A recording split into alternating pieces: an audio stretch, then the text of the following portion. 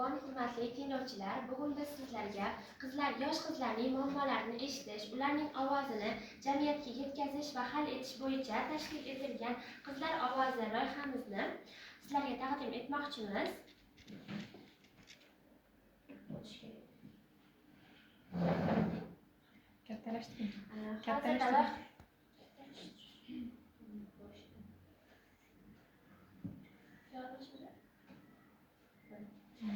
Loyihamizni boshlashdan oldin sizlarga jamoamiz a'zolarini tanishtirib o'tmoqchiman. Axborot koordinatori Toshmirzayeva Gulsanam, tahlilchi mutaxassis Tajiboyeva Aralim, hamkorlik koordinatori Maftuna va hisobot tayyorlovchi Dilnoz.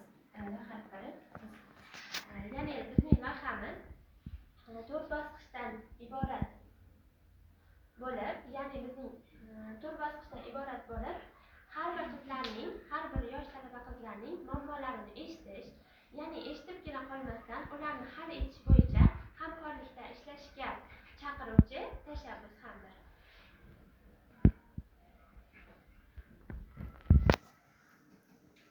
Ya'ni bizning loyihamiz 4 bosqichdan iborat bo'lib, jamoamiz a'zolari har bir bosqich haqida o'zlarini bosqichni tanishtirib o'tadi.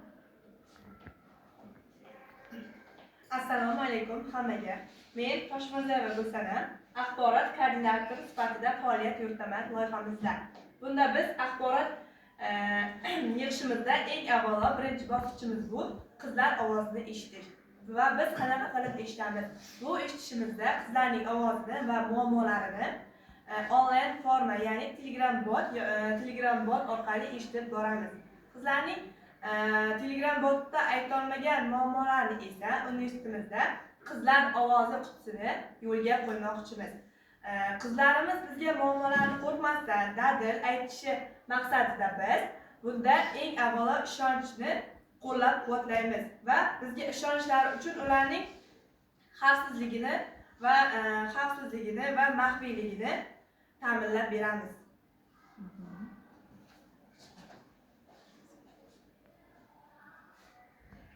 Men loyihaning tahlil mutaxassisiman. Tarix, ruhiy muammolar, huquqiy masalalar, ijtimoiy muammolar ko'rib chiqiladi. Bunda asosan mening vazifam o'sha dolzarb muammoni aniqlash va uni yechimga yo'naltirish. Bu bosqichda har bir ovoz sinchiklab ko'rib chiqiladi va o'rganamiz.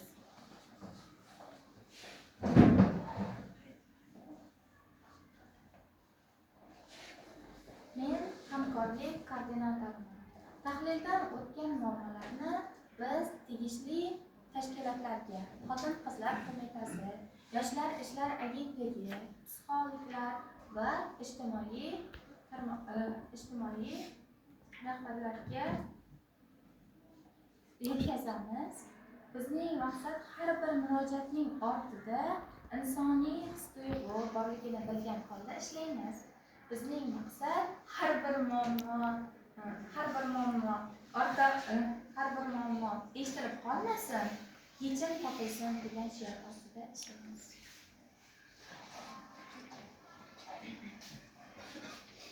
Men monitoring va hisobot ishlari bo'yicha mas'ul insonman. Loyihamiz davomida biz ishlarni ko'rib chiqamiz va natijalarni taqdimot sifatida olib boramiz. Eng ko'p uchrayotgan muammolar va ularga yechim va ijobiy o'sish bizning faoliyatimiz samaradorligi hisoblanadi. Qizlar ovozi bu bir yo'lning boshlanishidir. Har bir eshitilgan ovoz bu bir umid, bu bir imkoniyatdir. Biz loyihamizda qizlarimizning ovozini har kuni eshitamiz va kerakli ro'yxatlar asosida shakllantirib boramiz. Va bu ovozlarni 2 haftada bir marta ko'rib chiqiladi. Hamma ovozlar jamlanadi va muammolar yetarlicha ijobiy tarafga hal etiladi. Buning uchun biz boshlab olishimiz uchun muammolardan kelib chiqqan holda iqtisodiy taraflama bizga ishimizni, ya'ni loyihamizni boshlanishiga 5 million so'm mablag' kerak bo'ladi. Qizlarimizning muammolaridan kelib chiqqan holda.